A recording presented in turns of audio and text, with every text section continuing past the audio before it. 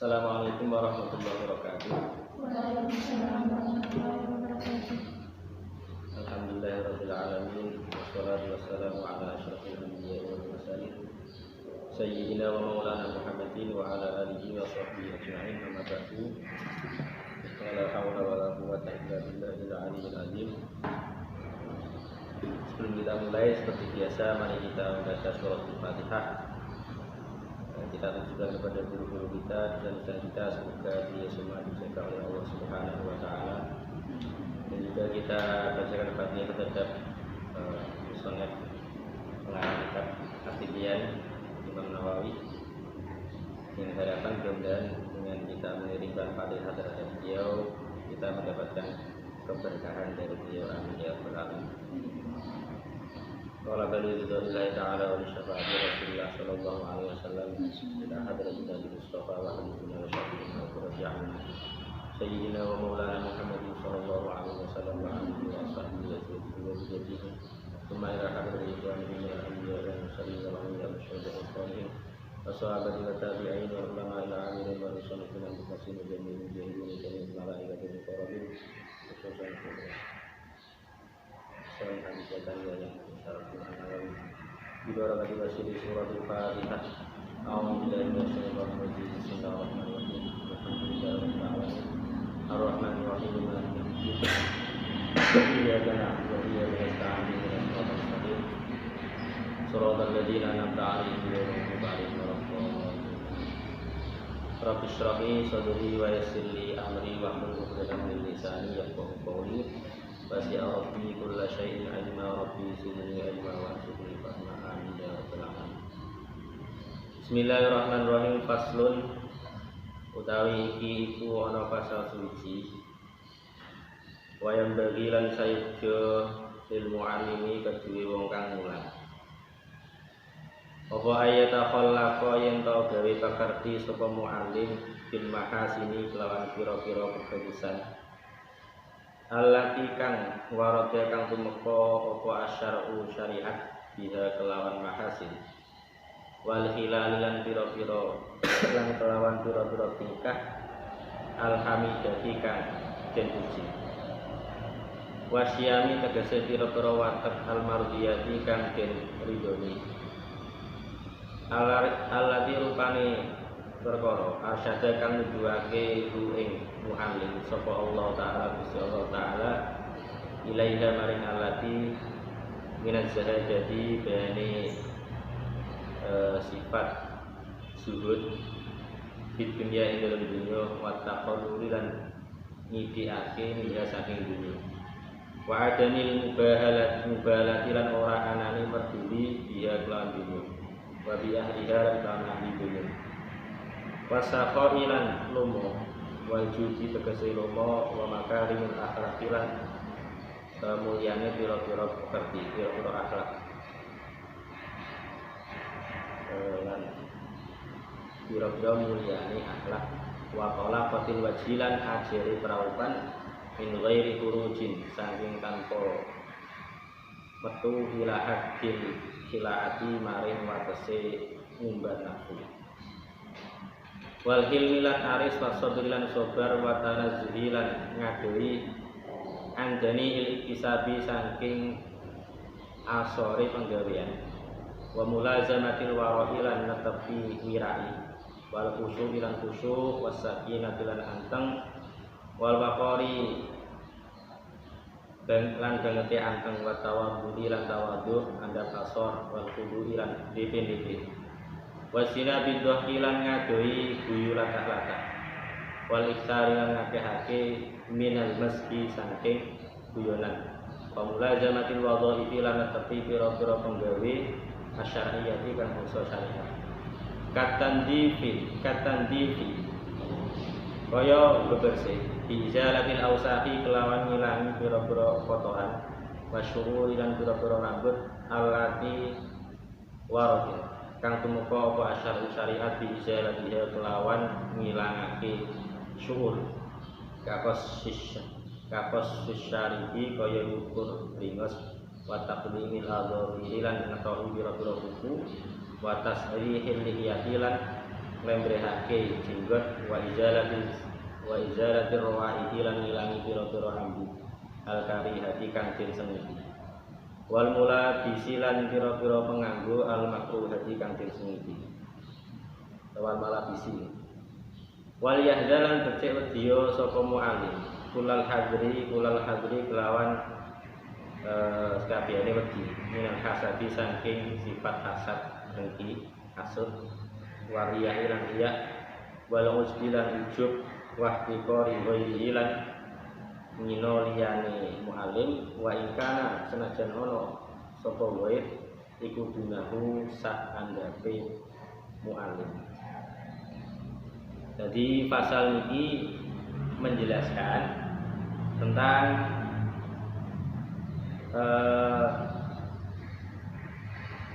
sifat-sifat yang harus dimiliki oleh mu'alim bagi para pengajar. Ini semua sudah mengajar ya? Ada yang belum mengajar? Jadi kapan mengajar? Lil mu'alimi ayatakhallaqa bil mahasini allati warada asyarru biha. Jadi bagi para pengajar ilmu itu seharusnya mereka mempunyai sifat-sifat yang terpuji, menghiasi dirinya dengan akhlak-akhlak yang bagus, sing sesuai dengan syariat. Jadi ada catatan, nggih, akhlak sing bagus utawa tata krama sing bagus yang sesuai dengan syariat. Berarti di sini yang jadi pandangan adalah syariat, bukan manusia. Karena kan kebagusan itu ada juga yang bagus menurut manusia tapi tidak bagus menurut syariat. Kayak misal begini, orang judi satu kelompok 5 orang, kemudian dari awal mereka sepakat kita tidak akan menyelesaikan judi kalau semuanya belum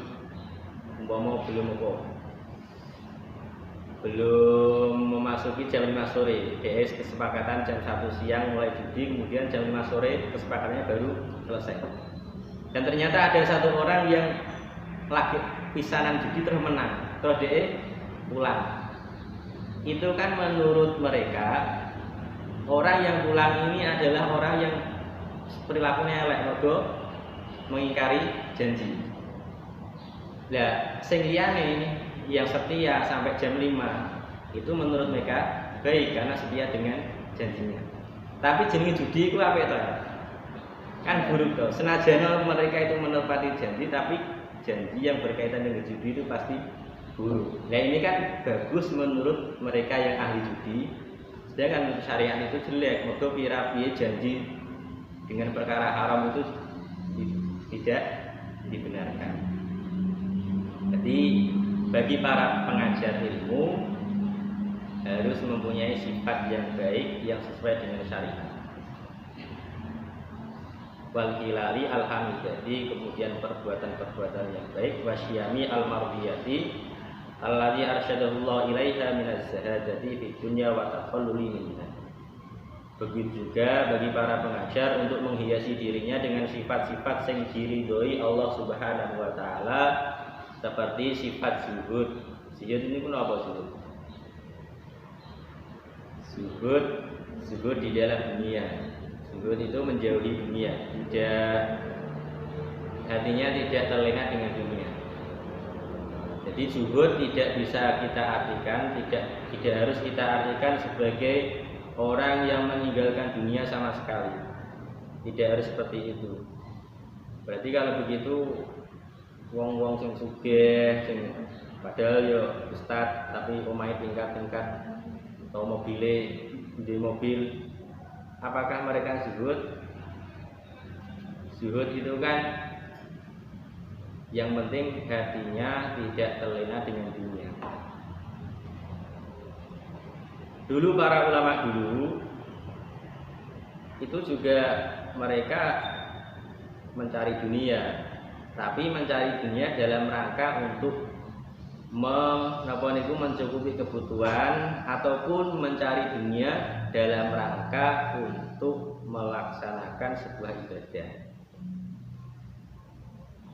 Yang perlu kita takuti itu adalah fitnah dunia. Contohnya begini,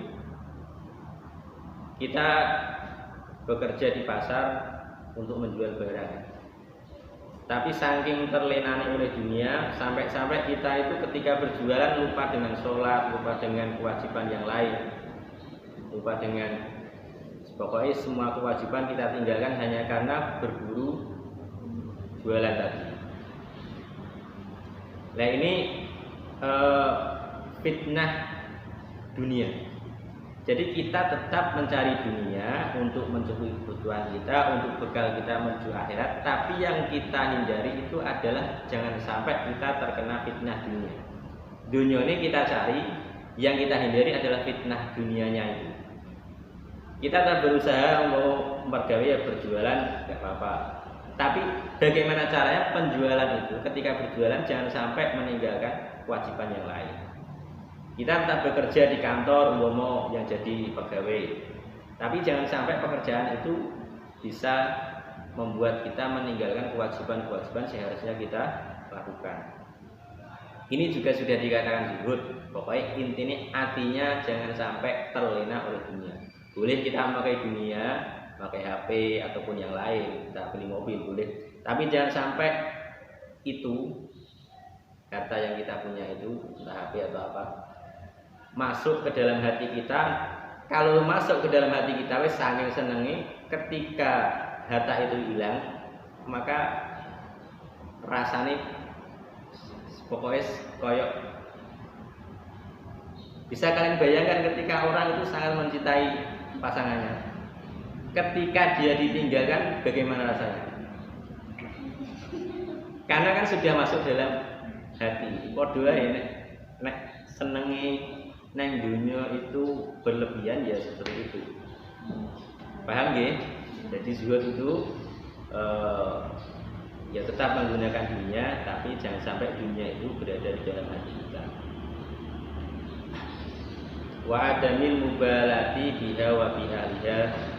Mu'alim juga menjauhi tidak memperdulikan dunia dan ahli dunia. Wasahoi bersifat dermawan lomo, yo sedekah-sedekah sekali-kali.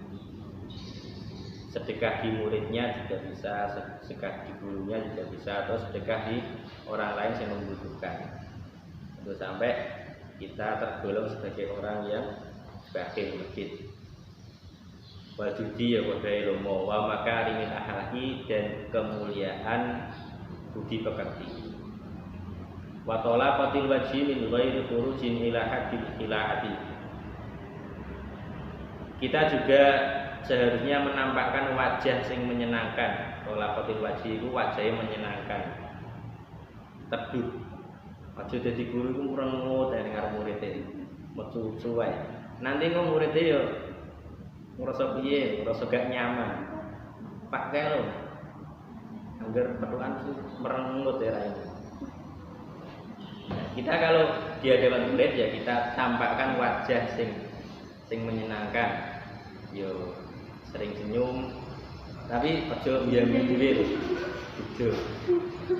Senyum yang kita sodorkan kepada murid itu bisa membuat hati murid lebih tenang daripada merengut. Kira-kira cara sampean cara kita pilih mana? Belajar dengan orang sing raine merengut terus atau belajar dengan orang yang raine apa itu wajahnya menampakkan apa? Ya senyum, tapi ya senyum. Di antara keduanya lah, merengut terus juga apik, senyum dhewe ya. Berarti ya sing pas rasane.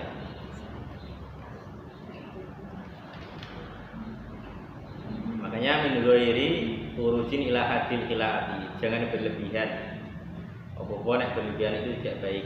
Khairul umuri au satuha. Saapi-api perkara itu sing tengah-tengah, sing sedengan. Wal ilmi sifat haris, tenang, tidak mudah emosi, wasobri terus sabar, watanazui andani ikhtisabi, menjauhi perbuatan-perbuatan yang hina. Akhlak-akhlak yang harus dimiliki oleh seorang guru, dia kudu tenang, jangan mudah emosi, dihadapi dengan bijak, menjauhi perbuatan-perbuatan hina. Wa mulazamatil wara'i wal khusyu'i was sakinati ila akhirih. Menetapi sifat wirai. Sifat wirai itu apa? Wirai itu menjauhi hal-hal yang diharamkan. Kita sebagai guru memang perlu dan harus, bukan hanya guru saja sebenarnya, siapapun itu harus menjauhi dari hal-hal yang diharamkan. Bahkan sebenarnya hal makruh pun juga dihindari. Makruh saja sebaiknya dihindari, apalagi haram. Itu malah harus dihindari betul. Termasuk syaratnya para pencari ilmu juga sama. Kalau kita ingin berhasil dalam mencari ilmu, kita harus bersifat wirai, sebisa mungkin kita menghindari hal-hal yang diharamkan agar kita mencari ilmu itu bisa berhasil. Itu bisa kalian coba. Beda hasilnya wong sing tirakat kalau tidak sama tidak tirakat itu beda. Kalian meskipun kuliah mau kuliah di sini, kalian barengi dengan tirakat sama tidak itu hasilnya sangat beda jauh. Wal khusyu'i khusyuk, anteng, tawadhu terhadap guru kalian, terhadap guru kita semuanya. Baik itu dosen ataupun kiai kita yang ada di pesantren. Kadang kan ada sebagian murid yang membeda-bedakan. Nek menghadapi dosennya itu saenake dhewe. Ada juga yang pokoknya di luar batas. Tapi kalau sama kiainya itu tunduk, tawadhu. Ya sebenarnya penghormatan terhadap guru itu tidak perlu memandang apakah dia kiai atau tidak. Yang penting kalau dia itu guru kita, maka kita hormati. Bisa mungkin kita hormati. Mergo nek gak hormat, sing rugi muridnya sendiri, sing rugi kita sendiri. Kalau kita tidak menghormati guru, gurunya enggak masalah. Yang masalah itu kita. Kita akan gagal dalam mencari ilmu. Wasdina bidhaqi, menjauhi guyu latah-latah cekakaan. Pernah toh guyu sampai tenggorokannya apa kesleo. Ya tertawa itu perlu, karena kita juga perlu bahagia. Justru nek sedih terus itu malah gak baik. Tapi tertawa yang tidak boleh adalah tertawa yang berlebihan sampai kewanter, sampai sing jero apa jenenge? Bahasa-bahasanya apa? Sampai mencolot. Wal iksari minal masyi, kakek guyon. Kakek guyon itu juga enggak baik, bisa menyebabkan hati kita keras. Wa mulazamatil wadhifi asyariyati, dan menetapi perbuatan-perbuatan yang sesuai dengan syariat. Kita istiqomah untuk melakukan hal-hal yang sesuai dengan syariat. Seperti apa? Seperti menjaga kebersihan dengan menghilangkan kotoran-kotoran yang ada pada tubuh kita, dan juga memotong atau menghilangkan rambut-rambut yang memang oleh syariat itu dianjurkan, seperti memotong kumis bagi laki-laki. Ini kan dianjurkan. Jadi kita menjadi seorang guru,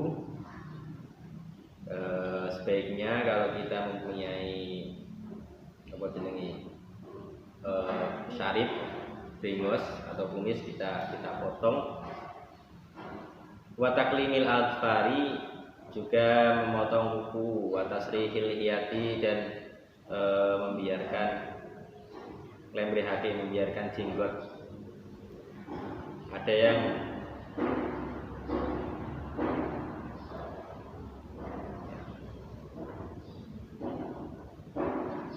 wa mulazamatul wudu'i fi asyariyati, tadi kan menjaga kebersihan dengan cara menghilangkan kotoran-kotoran dan juga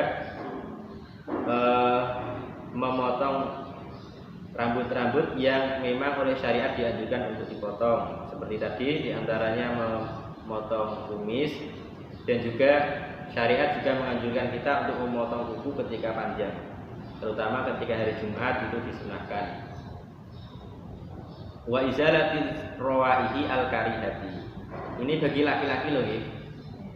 Untuk kumis, perempuan kan enggak. Tapi ada perempuan yang punya kumis yang kandel, tapi itu jarang. Mungkin satu negara cuma satu mungkin, kalau mungkin ada. Tapi kelihatannya nggak ada bukan? Satu kampus ini nggak ada loh. Nggak ada. Wa izalati rawaihi al-karihati, menghilangkan bau-bau yang tidak sedap. Wa malabisil makruhati, dan juga pakaian-pakaian yang tidak sedap. Jadi tampilannya terutama bagi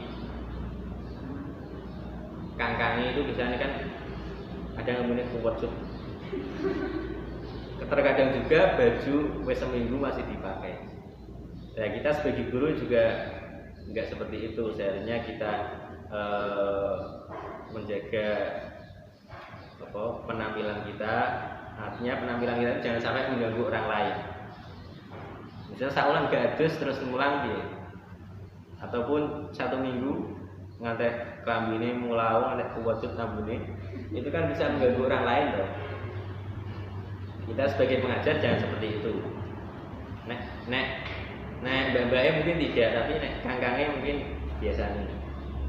Wal yahdar tulal hadri minal hasadi wal riya wal usbi wa ihtiqari ghairihi. Wal yahdar, hindarilah betul minal hasadi, sifat hasud. Hasud itu apa? Hasud itu adalah mengharapkan hilangnya nikmat dari orang lain. Kalau temannya pinter, ranking terus kita hasud, kita rontok gelo, gak pengen teman kita itu mempunyai kepintaran. Ini namanya hasud. Saya ulangi ya. Kalau ada orang yang mempunyai kelebihan terus kita nggak suka kalau orang itu mempunyai kelebihan, dan bahkan kita ingin kelebihan itu dihilangkan, nggak pengen, itu namanya hasud. Tapi kalau ingin mencontoh, misal aku ingin pinter ngaji, terus lomo, terus pokoknya akhlaknya api, aku ingin kok pengen nyontoh. Nah ini bukan hasud, ini namanya ghibthah. Yang dilarang oleh syariat itu hasud, yang dianjurkan oleh syariat itu namanya ghibthah. Waria, pamer, wal usbi, ujub, merasa dirinya luar biasa, gawok.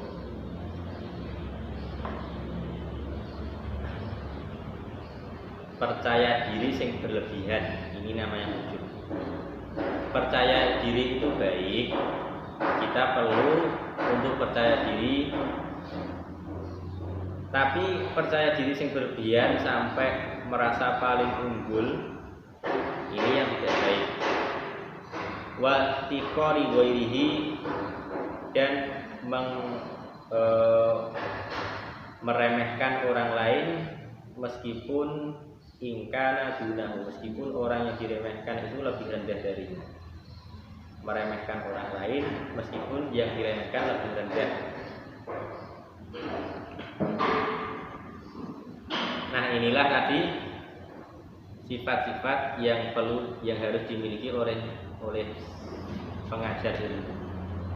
Dia harus mempunyai akhlak-akhlak yang bagus, yang sesuai dengan syariat, menumbuhkan sifat-sifat yang diridhoi oleh Allah Subhanahu wa taala, seperti sifat zuhud, sifat dermawan, mempunyai sifat sabar dan lain sebagainya. Paham ya? Bismillahirrahmanirrahim. Wa yang bagilan sayubjo apa yastamila yen to amrih amalake sapa muallim al haditha ing pira-pira hadis al waridata kang tumeka fi tasbih ing dalam tasbih wa tahlil lan tahlil wa nahwi iman sepadane tasbih wa tahlil minal adjari dene pira-pira zikir wa da'awati lan pira-pira doa wa ayu raqibalan itang injen-injen sapa muallim Allah Ta'ala Gusti Allah Ta'ala bisirihi ing dalam tingkah samare muallim wa alaniyati lan tingkah ngedeni muallim wa yuhafidhu lan yen ngreksa sapa muallim ala dzalika ing atase mengkono-kono istimal wa ayyakuna lan yen to ana apa ta'wilu tetanggenane da'awat tetanggenane muallim ijani umurihi ing dalem sekabehane perkarane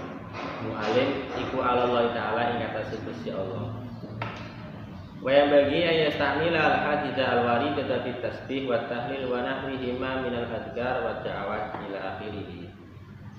Sebaiknya bagi para mu'alim, bagi mu'alim pengajar ilmu untuk mengamalkan hadis-hadis yang berkaitan dengan zikir, tasbih, tahlil dan doa-doa yang lain. Berarti ya memperbanyak zikir. Guru itu memang perlu untuk membanyak zikir. Zikir mengingat terhadap Allah Subhanahu wa taala bisa dengan membaca tasbih, membaca tahlil ataupun membaca zikir lainnya, semisal membaca hamdalah, membaca auqalah dan lain sebagainya. Wa da'awati terus dulu. Terutama mendoakan murid. Guru memang harus mendoakan murid-muridnya. Ini ikhtiar. Ada kalanya ikhtiar zahir. Nek pas kita mengajar kepada murid, menerangkan di depan mereka, ini berarti ikhtiar zahir. Ada juga ikhtiar batin yaitu dengan cara mendoakan mereka. Kalau APE yo malah nirakati jenengan lakoni poso Senin Kamis atau poso apa diniati ya Allah kula poso tak niati nirakati murid-murid kula, tak niati nirakati keluarga kula, tak niati nirakati keturunan kula. Ini malah baik itu, dan nanti efeknya juga bisa menimbulkan keberkahan bagi muridnya, bagi keluarga kita, dan bagi orang-orang yang kita niati untuk ditirakati.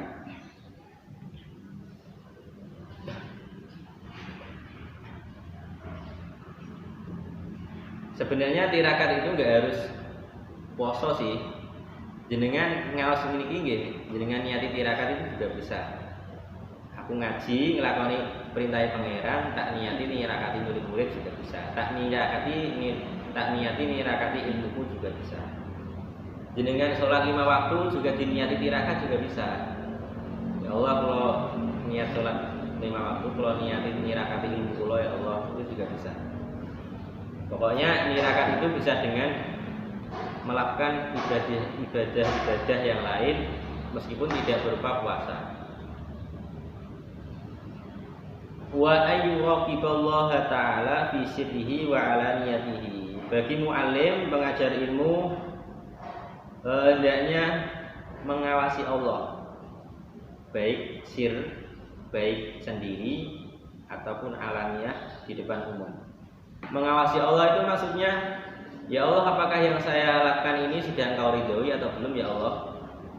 Dan ini kita lakukan baik sendiri ataupun di depan umum. Nek dhewe kira-kira pas dhewean ning jero kamar, kira-kira sing jenengan lampahi niku wis sesuai aturan syariat atau belum? Atau mungkin yang kita lakukan ketika di kamar itu malah bertentangan dengan syariat. Ya kita seperti itu. Di depan umum juga sama. Kita berperilaku di depan umum, bercanda dengan teman-teman.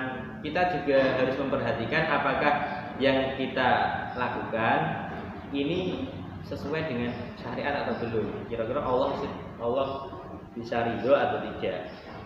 Inilah maksud dari ayyuraqiballaha ta'ala fi sirrihi wa alaniyatihi. entah itu sendiri ataupun di depan umum. Atau bisa juga diartikan sirrihi itu ketika hati kita dan juga zahir kita.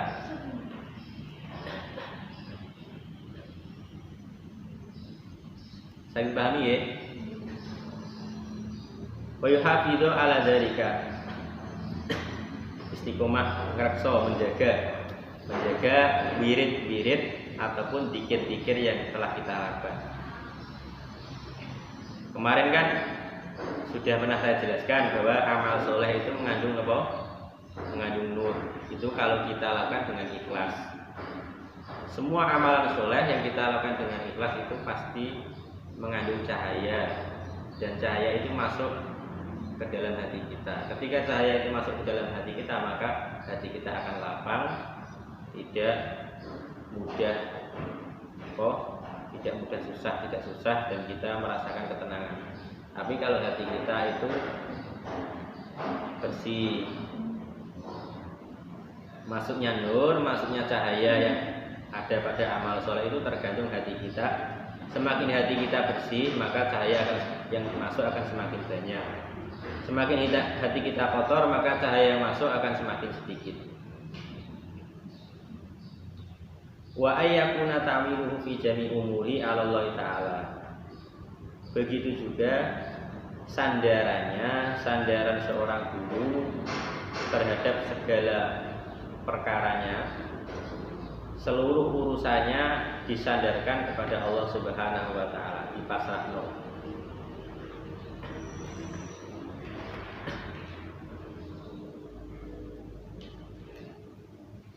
Nah, ini inti dari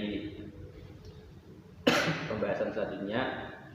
Bagi guru, bagi mu'alim, hendaknya mengamalkan zikir-zikir ataupun wirid-wirid dan juga doa-doa. Bisa berupa tasbih, tahlil, hamdalah, hauqalah dan lain sebagainya. Dan itu kalau bisa diistiqomahkan, bahwa setelah salat fardu ataupun di waktu yang lain, meskipun cuma semisal moto sholawat itu cuma ping 3. Tapi kalau kita lakukan dengan istiqomah itu efeknya akan luar biasa. Makanya di sini kita dianjurkan untuk menjaga wirid-wirid yang telah kita amalkan. Selain itu juga tadi dijelaskan kita hendaknya untuk senantiasa mengawasi Allah baik sendiri ataupun depan umum. Mengawasi Allah maksudnya tadi adalah apakah yang saya lakukan itu sudah sesuai dengan aturan Gusti Allah, atau melanggar aturan Gusti Allah atau tidak, baik sendiri ataupun depan umum. Faslun utawi iki kono pasal suci wayang bagilan sayeja lahu kedue mualim apa ayar faqoyen to welas sapa mualim diman kelawong ya kang maca sapa man alaihi ngatasi mualim wa ayyurahiba lan yen to memberi apa selamat datang marhaban dari kata rohib fa'alai fa'ilu rohaba yurahibu wa ayyurahiba lan to memberi selamat datang sapa mualim di kelaman wa isnalan bagusi sapa mualim ilaihi maring man bihasabi halihi kelawan milang-milang tingkahe. Pasal selanjutnya, orang yang mengajarkan ilmu itu harus mempunyai sifat kasih sayang, menyayangi murid yang membacakan di depannya, murid sing maca ning ngarepe.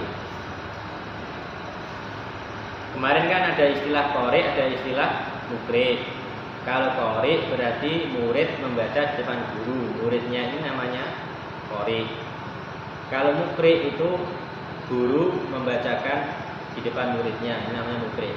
Ketika saya membacakan terus jenengan catat, berarti kula niki status sebagai muqri.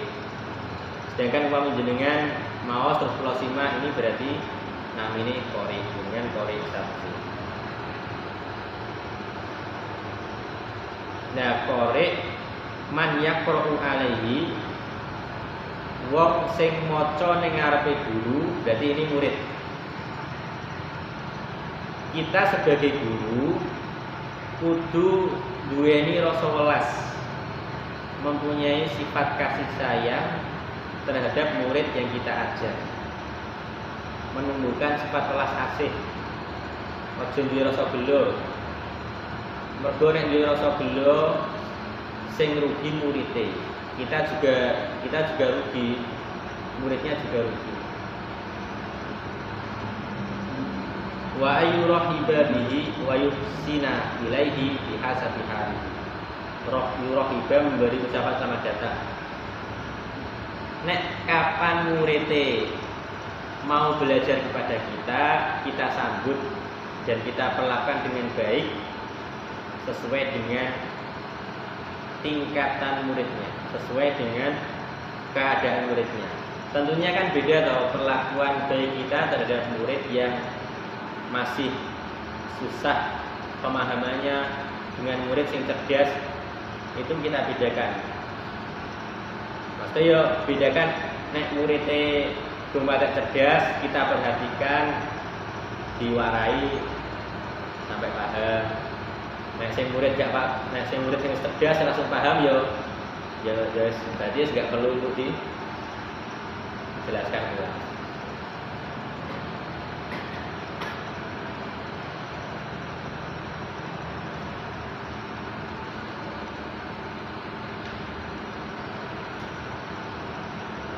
Boleh yang tanyakan?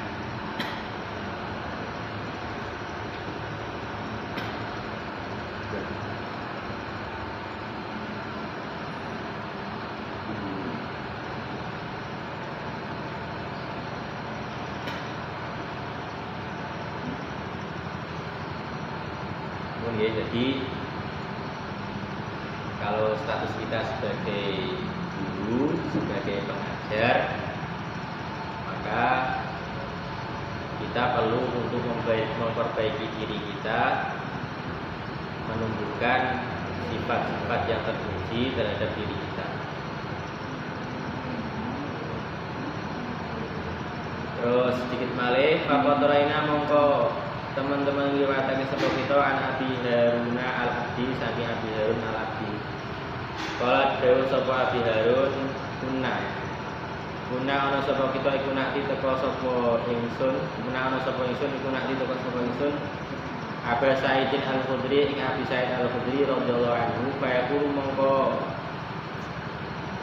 ngucap sapa Abi Sa'id al-Khudri marhaban bi wasiyati Rasulillah sallallahu alaihi wasallam. Marhaban tetemu kajembaran bi wasiyati Rasulillah lan wasiyati Rasulullah. Inna nabiyya satemene Kanjeng Nabi Muhammad sallallahu alaihi wasallam itu kala dawuh sapa Kanjeng Nabi inna nasa satemene manungsa lakum kedue sira kabeh iku tabaun kang manut wa inna rijalan lan sak temene pira-pira wong lanang iku yakuna bakal teko sapa rijal kum ing sira kabeh min aqtaril ardi saking pira-pira jejane bumi ya tafaqahuna hale padha merti paham sapa rijal didini ing dalem agama faida atau mengko ing dalem nalikane teko sapa rijal kum ing sira kabeh fastausu mongko amro awe wasiat sapa sira bi kelawan ijal khairan ing kebagusan. Kuna nanti Abu Sa'idin dari Abi Harun al-Abdi. Suatu ketika Abi Harun al-Abdi itu pernah mendatangi Abi Sa'id al-Khudri. Ketika beliau datang kepada Abi Sa'id al-Khudri, kemudian beliau disambut dengan ucapan marhaban biwasiyati Rasulillah sallallahu alaihi wasallam, yaitu selamat datang dengan wasiat Rasulullah.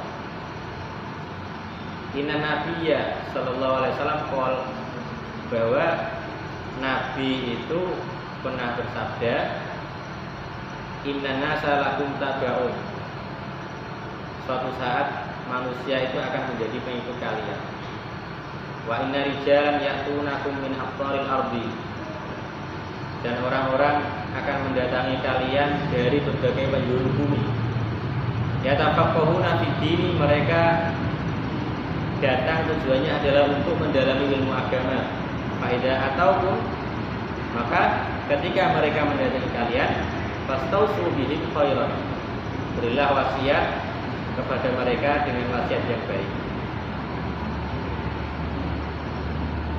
Rasulullah itu pernah memberikan wasiat terhadap sahabat Abi Sa'id Al-Khudri.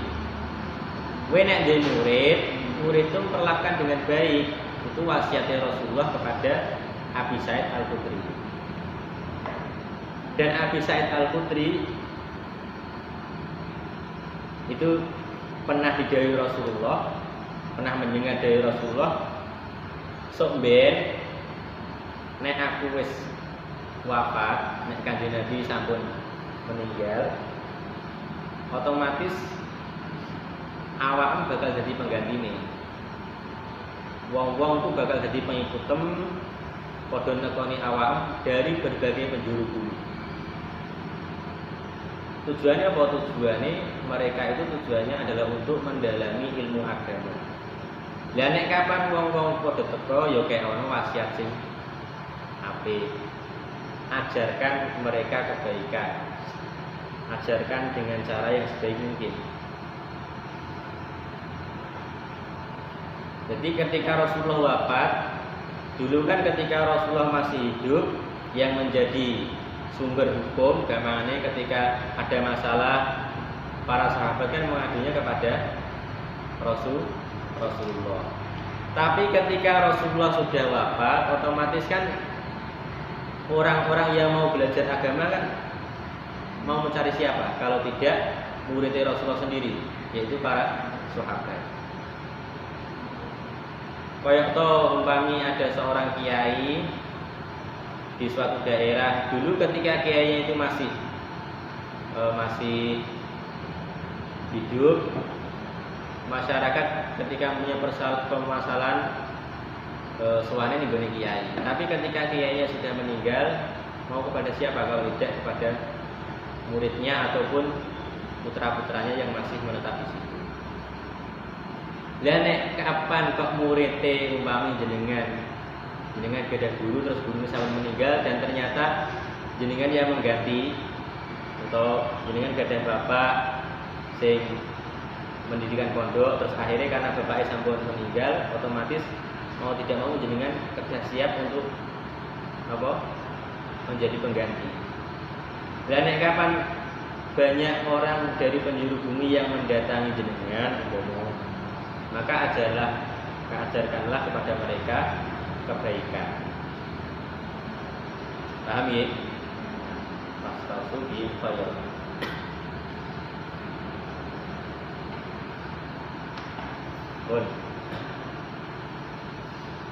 Inilah sedikit pembahasan tentang hal-hal yang perlu diperhatikan oleh para pengajar, terutama akhlak yang baik yang perlu untuk diperhatikan. Mudah-mudahan apa yang kita bahas hari ini bisa bermanfaat bagi kita, menjadi amalan soleh bagi kita, dan kalau bisa kita amalkan sedikit demi sedikit. Tadi bagaimana sikap seorang pengajar, kalau ada orang yang lebih rendah, apakah kita boleh untuk merendahkan mereka. Jadi ini yang perlu kita perhatikan dan sebisa mungkin kita sama-sama berusaha mengamalkan. Saya akhiri, wallahu a'lam bishawab. Al-Fatihah.